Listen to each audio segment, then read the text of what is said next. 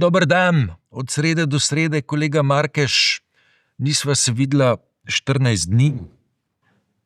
Prijatelj mi je včeraj rekel v Cankarjevem domu, kje sva bila. Ampak mava kar precej reči za pojasniti, osredotočva se pa na referendum, ki se je odvijal ta vikend, to nedeljo, pravi referendum o zakonu o pomoči pri prostovoljnem končanju življenja, 41% volilna udeležba. Kaj nama ta številka pove? Številka nama pove, da volilna udeležba dejansko je bila v redu, ne? Ni bila tako premajhna. Ni bila vševo nizka. Ni bila vševo nizka, ni bila najvišja doslej in težko bi rekla, da ni reprezentativna. No? Težko bi rekel, da ta prisotnost, treba je bilo seveda pogledati strukturo in sem pa seveda popolnoma prepričan, da je bila struktura volilcev, če bi pogojno razdelil med ruralno-konzervativni ali pa konzervativni del populacije pa liberalno-meščanski v korist prve. Ne? To sem skoraj prepričan, če bi šel gledati v drugoje. Ampak težko bi pa rekel, da rezultat ni reprezentativen. No, mislim, rezultat na vsak način je veljaven, ne? Ja. Zlasti glede na to, ne, da je z spremembo pravnega reda pred časom bil predpisan kvorum, ne, ki zahteva v primeru, da se glasuje proti zakonu sprejetemu v državnem zboru, da mora 20% volilnih upravičencev biti proti zakonu in ta kvorum je bil presežen, če se jaz prav spomnim, ob 21:30. Prav takrat je bilo jasno, da je zakon padel. Ker bega, ne, ker zahteva dodatno analizo, ne, spravi lani, mislim, da spomlad je bil posvetovalni referendum na približno isto materijo, še kar prepričljivim glasom za uveljavitev te možnosti. Razlika je, da je ta bil zakonodajni referendum, tist pred letom in pol je bil posvetovalni.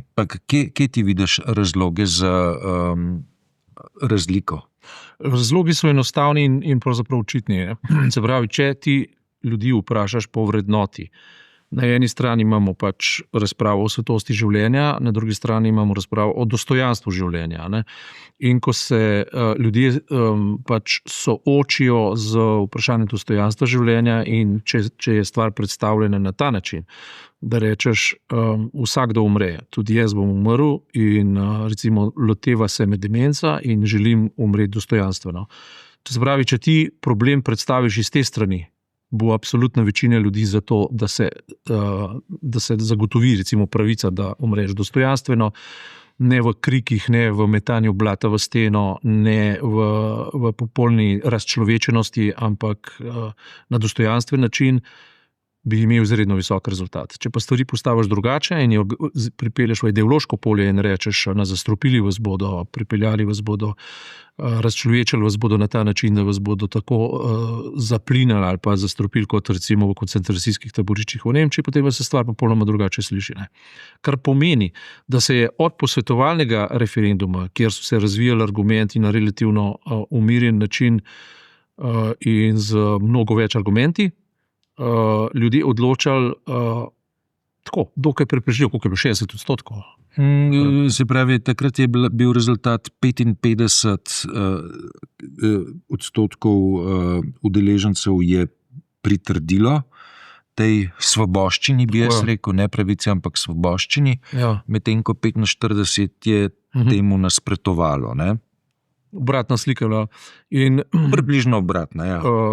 Na ravni argumenta je ta debata potekala v času, ki ni bil politično tako motiviran, kot je pač ta referendum zdaj bil.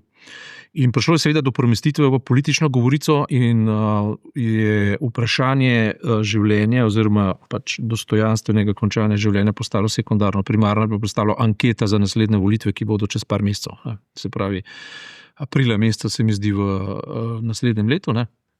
In ta premestitev je več kot očitna in ko ti ustvarjaš zadosti nesporazumov, gre za klasični populistični playbook.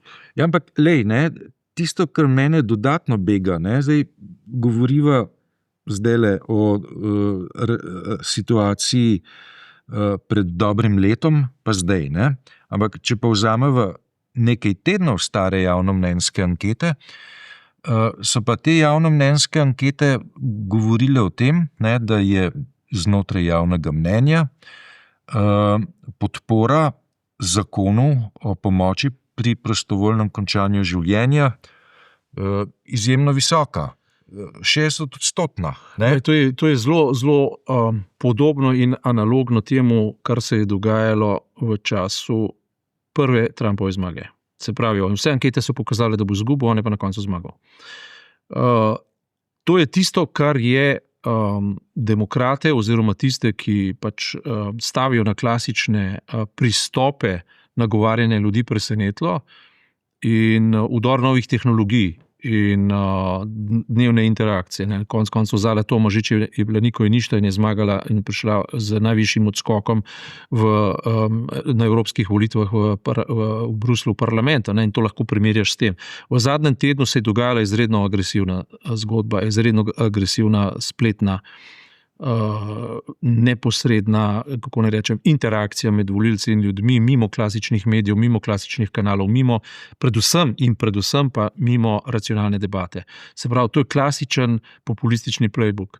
Šlo je za nabijanje čustev, za izrekanje visokih misli, prikrivanje stranskih agent, ki so bili na koncu koncev izrazito politične in pa izrazito, kako ne rečem, recimo, precej pripomoglo k temu, da so se vse verske institucije izrekle kategorično proti temu zakonu. To je izredno pomemben dejavnik, da ljudi, ki verujejo in verujejo se brezpogojno, avtomatično taka navodilo vzamejo za res. Za pač tisti, ki temu sledijo.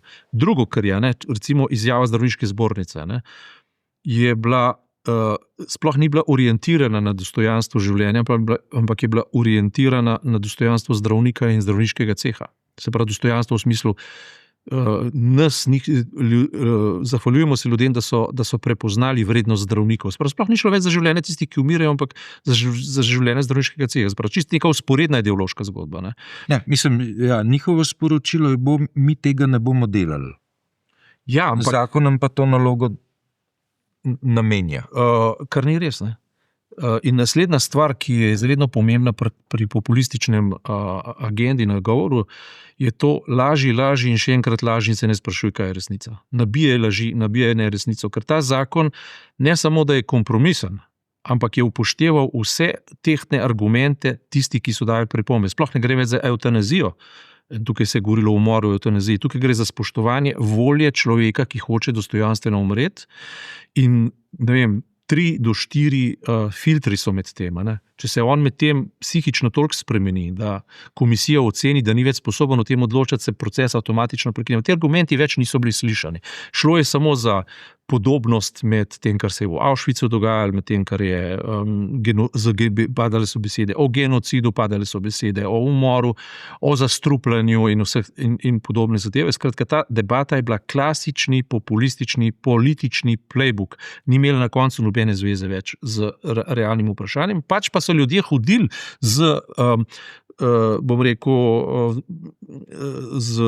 spominom na to realno vprašanje, ki so si ga presadili v svojo intimno sfero, na volišče.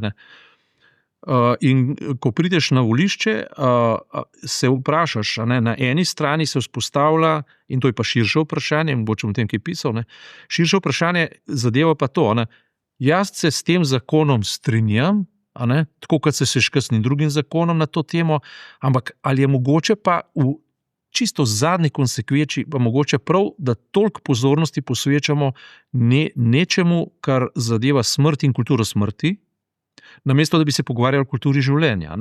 Gremo za čist širši okvir. Ja, jaz se strinjam s tem, ampak ne poznam posledic vzpostavljanja te kulture.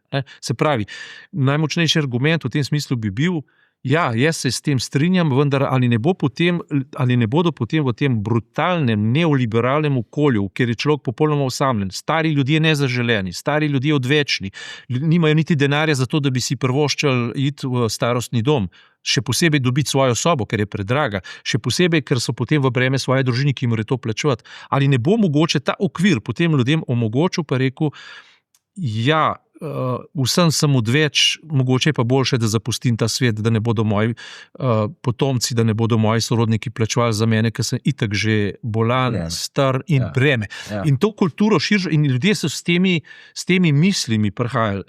Ne to, da je on proti temu, ampak a ni mogoče to pa prevelik zalogaj, mogoče bi pa jaz, če nisem pa čist benefit of doubt, če nisem pa čisto prepričan, pa mogoče boš, da to malo odmaknemo, pa sem proti. Ali pa ne grem. Ali pa ne grem volit, ali pa grem v abstinenco. In to so širši okviri, ki so tehtni in realni. Na drugi strani imaš pa te brutalne populiste, ki so tako pomembno vprašanje življenja in smrti, ki so totalni neoliberalci, totalni brutalneži, ki izčrpavajo družbo, jo razslojujejo med bogate in reveže, ki jih popolnoma nič ne zanima za stare ljudi, jih nič ne zanima za revne ljudi, jih nič ne zanima za ljudje v nekih potrebah, zanima jih pa to, da pridejo na oblast in da naprej izčrpavajo ta svet, so uporabljali najbolj brutalno govorico za to, da v najbolj intimno vprašanje etike, intimne etike udrejo z čistim populizmom. In to se je zgodilo. Točno to se je zgodilo. Ja, tisto, kar je mene tako presenetilo, pa se mi zdi, da je to nekaj, na kar bo treba biti pozoren tudi pred samimi volitvami. Ne?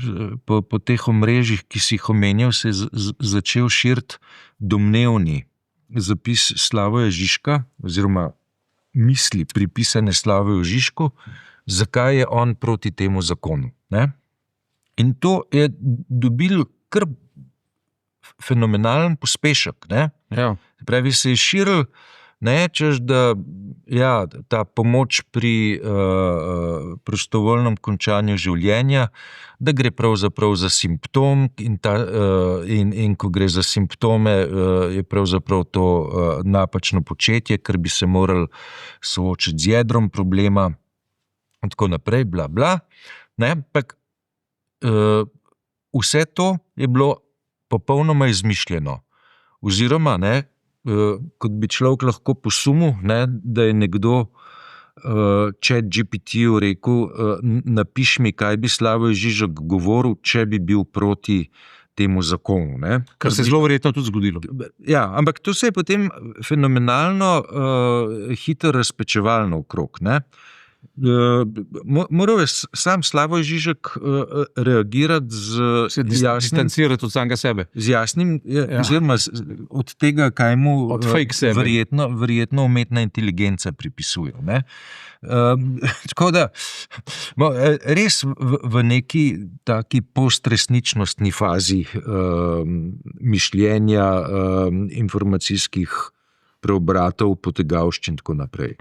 Zdaj se dogaja to in zato je o tem referendumu pomalem brez veze govoriti na ravni čistega argumenta, ker čistega argumenta sploh ni bilo. Tukaj je nek nov playbook, tukaj je neka nova situacija tega populizma, ki je v tem primeru desni populizem. In ta populizem se ne meni za resnico. In tisto, kar bo najpomembnejši izziv za prihodnost, je to, kako zavarovati, zaščititi temeljne demokratične vrednote, ki so temeljne razsvetljenske vrednote, se pravi zakon človeštva, temeljne človekove pravice, vse to, kar ves čas pišemo, ves čas zagovarjamo, ves čas poudarjamo, je temelj tudi naše civilizacije, svetovne civilizacije in konec koncev tega, na čemer je razsvetljenski svet baziral. Se pravi, kako te vrednote zavarovati z metodami, z načinom, ki bo ljudem, ki so narojeni v populistični svet, razumljiv. Kar pomeni, da ti soočaš v bistvu dve obliki potencialnega populizma. In edino, kar tu res lahko narediš, je to, da dosledno zagovarjaš neko moralno jasnost. Se pravi, da se razlika vzpostavi. Mi ne lažemo. Mi, ki hočemo, ki zagovarjamo resnico o stvarih, o družbi in tako naprej ne lažemo. Ne? Zaradi tega, ker imperativ populistične desnice je laži. Edina resnica je to, da lahko lažeš. Laži, pretiravaj, ponarejaj. Ampak to je klasična metoda, ki jo poznamo iz praktično vseh fašističnih priročnikov, začenši z Hitlerjem. Ne? In to samo dokazuje, ne, da se v bistvu fašizem na nek že kar odkrit način vrača. Ne? Se pravi, resnica ni več faktor. Ne? In ko ti enkrat premešaš vse te stvari, pride do paradoksalnih situacij. V imenu življenja in resnice se verske institucije postavijo na nekaj, kar v bistvu postane politični plen v imenu neresnice oziroma v imenu uspeha na volitvah. Ne? Se pravi, mi hočemo zmagati in cilj posvečuje sredstva. To je nekaj, kar normalen, bom rekel, razsvetljensko spostavljen človek nikoli ne more in ne sme sprejeti. Zdaj se temeljno vprašanje, ali je lahko on zaradi tega frustriran, pomeni, da je že vnaprej obsojen na propad. To je tema za kakšno drugo od srede do srede, o tem bomo tudi še pisali, ne? Ampak je tema, ki se jo ta trenutek splača zapomniti in se o njej govoriti, in v prihodnjih mesecih in letih je o tem treba govoriti še in še in še. Dobro, tisto, kar je mene presenetilo, je to, kako se je vpletalo s pojmom paliativna oskrba, ne, kot nekaj, ne, ker je seveda absolutno na voljo in ne, ljudje, ki neizmerno trpijo, jim je to vsak trenutek omogočeno. Ne? To je zvenelo kot nek tak kronski argument tudi proti temu zakonu. Ne?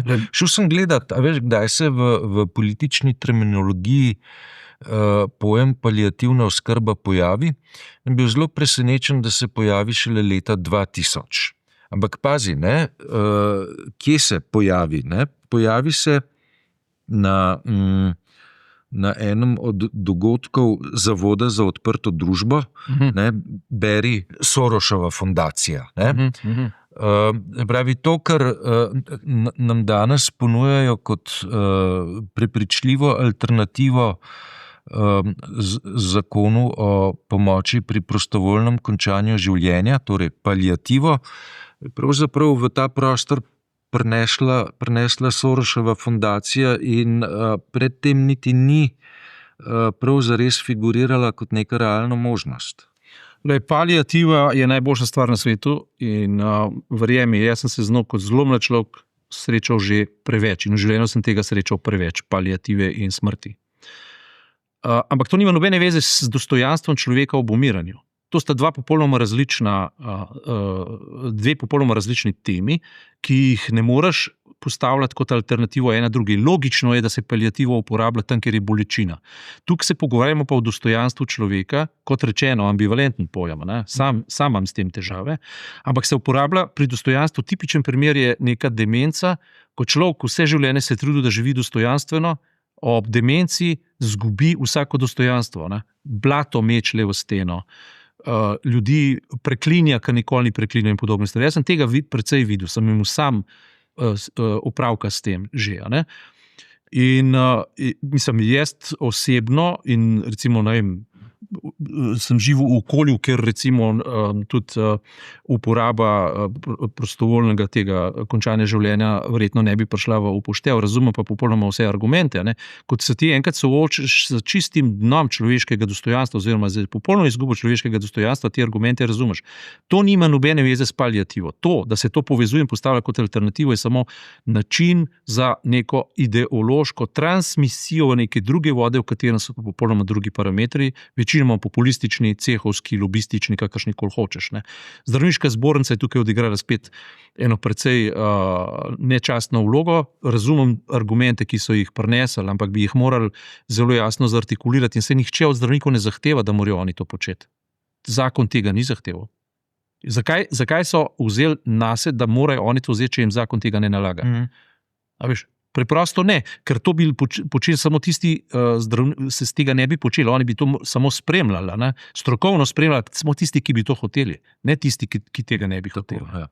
Skratka, to je To, kar se je zdaj dogajalo, se dogaja in se bo dogajalo tudi na naslednjih volitvah, je eksponenčno naraščajoč populistični playbook in tega se lahko bojimo.